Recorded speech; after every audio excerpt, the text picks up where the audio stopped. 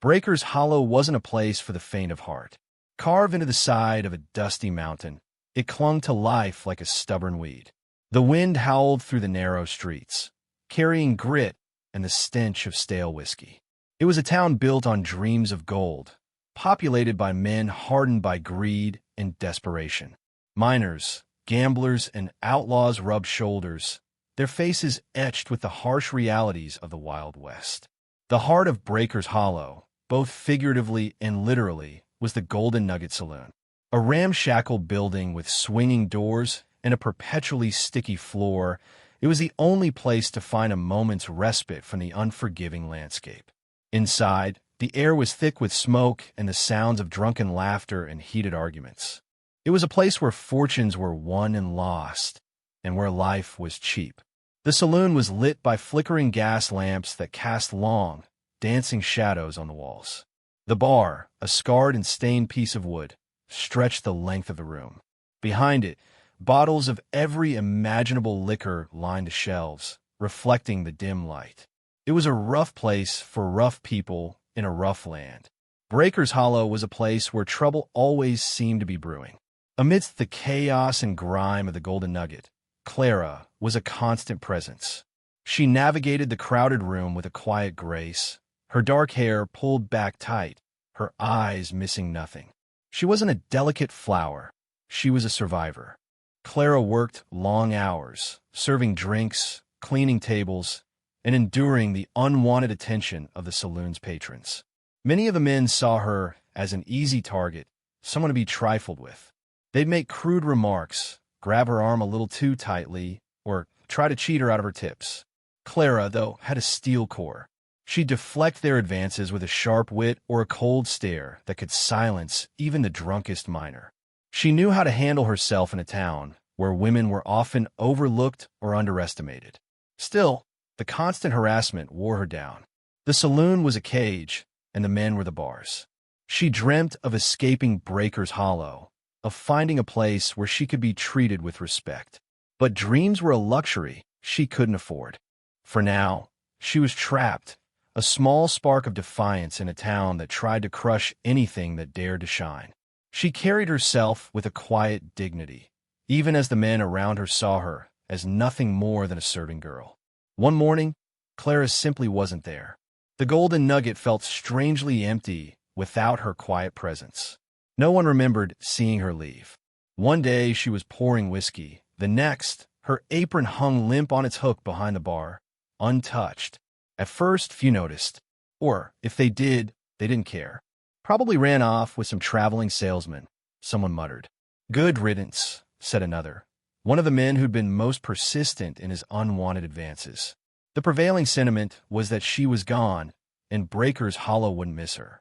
Days turned into weeks, and still no sign of Clara. The rumors started to swirl. Maybe she'd struck it rich and bought herself a new life. Maybe she'd fallen victim to the harsh landscape, lost in the mountains, or ambushed by bandits. A darker possibility, one whispered only in hushed tones, was that someone in town had done her harm. After all, Breaker's Hollow was a place where people disappeared all the time, swallowed up by the unforgiving wilderness or the even more unforgiving men who called it home.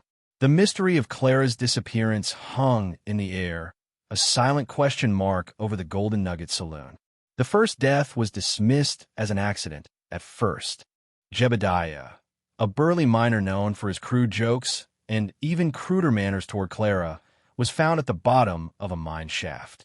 What made it strange, though, was the way he was positioned. His own pickaxe had been used, pinning his shirt to the dirt wall of the shaft. Pinned through the heart. It looked almost deliberate. The sheriff, a weary man named Brody who'd seen too much death in Breaker's Hollow, ruled it an accident. Careless, he'd said, shaking his head. But a few of the townsfolk couldn't shake the feeling that something wasn't right. Jebediah wasn't known for being careless. What truly unsettled them was a small detail, almost overlooked. Tucked into Jebediah's pocket was a single playing card, the Queen of Spades. It was clean and new, unlike the grimy cards usually found in Breaker's Hollow. Nobody could explain how it got there and why. It was a dark omen, a silent message that sent a chill down the spines of those who knew how Jebediah had treated Clara. The accident suddenly felt much more sinister. The Queen of Spades became a symbol of dread. Men eyed each other with suspicion. The easy camaraderie of the Golden Nugget vanished, replaced by furtive glances and hushed whispers. Was it bandits? A rival gang? Or something far more personal? The miners, superstitious by nature, started carrying charms and talismans, hoping to ward off whatever evil had descended upon Breaker's Hollow. Card games, once a nightly ritual, were abandoned. No one wanted to touch a deck of cards, fearing another Queen of Spades might appear. Even Sheriff Brody seemed on edge.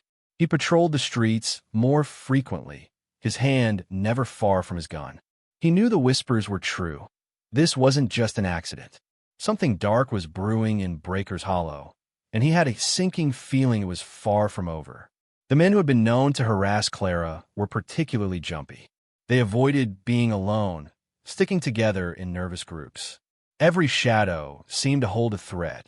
Every creak of the wind sounded like a footstep. Paranoia spread like a disease, infecting the entire town and turning neighbor against neighbor. Breaker's Hollow was no longer just a dangerous place. It was a terrified one. The second death confirmed their worst fears. Silas, another saloon regular known for his leering gaze and unwanted touches toward Clara, was found dead in his room above the Golden Nugget. He was sitting at a table, a half-finished glass of whiskey in front of him. What was disturbing was the cause of death. He had choked on a silver dollar. Not just any silver dollar, but one of the special ones Clara used to keep behind the bar, the ones she'd polished until they shone like mirrors. And clutched in his hand, another Queen of Spades. This time, there was no talk of accidents. Sheriff Brody, his face grim, officially opened an investigation. But he knew, and everyone else knew, that this was more than just a murder. It was a message, a reckoning. The way Silas died was too specific, too pointed. It was a twisted reflection of his sins against Clara, a chilling reminder of his disrespect and greed. The silver dollar, once a symbol of his lust, had become his undoing. The fear in Breaker's Hollow intensified, morphing into outright terror. Everyone who had ever wronged Clara felt the cold hand of dread gripping their hearts. Sheriff Brody tried to organize a posse, but fear had paralyzed the town. Men who had once bragged about their bravery now stammered and made excuses.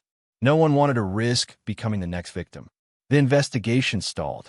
Brody questioned the remaining men who had a history of mistreating Clara, but they all denied any involvement, their eyes darting nervously. He knew they were hiding something, but he couldn't break through the wall of fear and suspicion. Some of the townsfolk took matters into their own hands, forming small, paranoid groups to patrol the streets. They accused each other, their alliances shifting with the wind. Old grudges resurfaced, fueled by the pervasive fear. The hunt for Clara's potential avenger became a chaotic mess of accusations and near-violent confrontations. One group even tried to leave Breaker's Hollow, hoping to escape the curse, but they were turned back by Brody, who feared the panic would spread to other towns. Breaker's Hollow was trapped, a pressure cooker of fear and suspicion with no escape valve. The investigation was going nowhere, and the town was tearing itself apart. One evening, as the sun dipped below the mountains, painting the sky in hues of orange and blood red, a figure was spotted on the outskirts of town. It was a woman, standing on a ridge overlooking Breaker's Hollow. From a distance, some swore it was Clara. The sighting was fleeting, a mere glimpse before the figure vanished into the shadows. But the news spread like wildfire. Had Clara returned? Was she watching them, a silent judge meting out her own brand of justice? Some dismissed it as a hallucination, a trick of the light fueled by fear and guilt. Others believed it was a sign, a warning of what was to come. Regardless, the sighting intensified the paranoia. The men who had wronged Clara were now convinced she was out there, lurking in the darkness, waiting to strike. The image of Clara on the ridge became a haunting vision, a symbol of their collective guilt. Was she a ghost, a vengeful spirit returned from the grave? Or was she flesh and blood, A woman scorned, seeking retribution.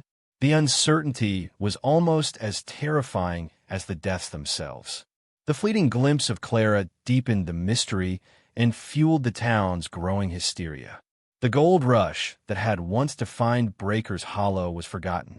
The mines lay silent, the claims abandoned. Men huddled in the Golden Nugget, their faces gaunt and hollow-eyed, nursing watered-down whiskey and jumpiness. The only gold they sought now was survival. Businesses shuttered. Families packed their belongings, desperate to escape the cursed town. But Brody, under orders from some unseen authority, kept a tight rein on departures. Breaker's Hollow was quarantined, left to stew in its own fear and guilt. The few remaining women hid themselves away, fearing they too would become targets.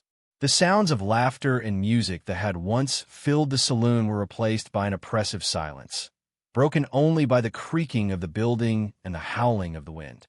Breaker's Hollow was a ghost town, even with people still living there. The men were prisoners of their own making, trapped by their past sins and the ever-present threat of a reckoning. The once proud community had crumbled, its foundations eroded by fear, guilt, and the haunting memory of Clara. All that remained was a shell of its former self, waiting for the final blow. The town's fate hung precariously in the balance. Then, one day, she walked back into the Golden Nugget. It wasn't a fleeting glimpse on a distant ridge. This was real. The swinging doors creaked open, and Clara stood there, silhouetted against the harsh sunlight. She was different. Gone was the quiet, subservient girl. In her place stood a woman with a steely gaze and an air of quiet authority. She wore a long, dark coat, its hems swirling around her boots. A pistol was strapped to her hip. Her face was weathered, her eyes holding a depth of experience that belied her age. The men inside the saloon froze, their fear palpable. Even Sheriff Brody, leaning against the bar, straightened up, his hand instinctively reaching for his gun. Clara didn't speak, didn't smile. She simply walked into the room, her presence commanding attention. The silence was deafening, broken only by the crackling of the fire in the hearth. Every eye was on her, a mixture of fear, guilt, and morbid curiosity swirling within them. Clara had returned, and Breaker's Hollow would never be the same. The reckoning was at hand. Clara's voice, when it finally came, was low and steady, cutting through the silence like a knife. "You all remember me, don't you?" she said, her gaze sweeping across the room, settling on each man in turn. "The girl you thought you could mistreat, the one you thought wouldn't fight back." She paused, letting her words sink in. "You were wrong." She spoke of the years of disrespect, the unwanted advances, the feeling of being trapped and helpless. She spoke of the day she disappeared, not running away, but planning, waiting, becoming something more. She didn't explicitly confess to the murders of Jebediah and Silas, but she didn't deny them either. Her silence spoke volumes. "This town," she continued, her voice rising slightly, "is built on greed and cruelty. You all came here chasing gold, but you lost your souls in the process." She challenged them to deny their sins, to claim they were innocent. But no one dared to speak. They knew she was right. Clara's return wasn't just about revenge. It was about forcing Breaker's Hollow to confront the darkness that had consumed it. The time for reckoning had arrived. Clara didn't draw her pistol. Instead, she held up a small, leather-bound book. "This," she said, "is a record. Every act of cruelty, every injustice, every sin committed in this town is written within these pages." She began to read, her voice echoing through the saloon, detailing the dark secrets of Breaker's Hollow. She spoke of stolen claims, rigged card games, and acts of violence against the defenseless. She named names, exposing the hypocrisy and corruption that had festered for years. As she read, the men shifted uneasily, their faces growing pale. The book was a mirror, reflecting their ugly deeds back at them. It was a judgment, passed not by a court of law, but by the conscience of a woman they had underestimated. When she finished reading, a hush fell over the room. The sins of Breaker's Hollow were laid bare. and the weight of their collective guilt was almost unbearable. Clara closed the book, her eyes fixed on Sheriff Brody. "It's up to you now, Sheriff," she said. "What kind of town do you want this to be?" The book was her weapon, and guilt her ammunition. The next move rested with the sheriff. Brody looked at the book, then at the faces of the men, etched with shame and fear. He knew that Clara was right. Breaker's Hollow had been allowed to fester for too long. The easy path would have been to arrest Clara, to maintain the status quo. But something in her gaze, something in the truth of her words, stopped him. "Those who have been wronged," Brody announced, his voice ringing with newfound authority, "will have their chance to speak. Those who have committed crimes will answer for them." He declared a town meeting, open to all, where grievances would be aired and judgments would be made. He appointed a council of citizens, including some of the women who had long been silenced, to oversee the process. It wouldn't be perfect, but it would be a start. Clara watched, a hint of something like hope flickering in her eyes. She had exposed the rot, and now it was up to the town to excise it. Justice wouldn't come from her gun, but from the collective will of the people. She had given them a chance to redeem themselves, to build a better Breaker's Hollow from the ashes of the old. Whether they would seize that chance remained to be seen. The book was the first step. The town meeting was a chaotic affair, filled with shouting, accusations, and tears. Some men confessed their sins, seeking forgiveness. Others stubbornly denied any wrongdoing, clinging to their pride. The council listened patiently, sifting through the truth and the lies, striving to find a path forward. Slowly, painfully, Breaker's Hollow began to rebuild. Some of the worst offenders were banished, their stolen claims returned to their rightful owners. New laws were enacted, designed to protect the vulnerable and ensure fairness. The Golden Nugget, once a symbol of the town's corruption, became a place of community, hosting town meetings and celebrations. Clara remained in Breaker's Hollow for a time, watching as the town struggled to find its footing. She never revealed whether she had killed Jebediah and Silas, leaving that question to linger in the air. Eventually, she disappeared again, leaving behind a town forever changed by her actions. Breaker's Hollow never forgot Clara. Her name became a legend, a reminder of the darkness they had overcome and the justice they had found. The town was still rough, still dangerous, but it was also more honest, more compassionate. The gold rush might have faded, but a new kind of wealth had taken its place, a wealth of conscience, forged in the fires of fear and redemption. The Queen of Spades card became a reminder of the sins of the past,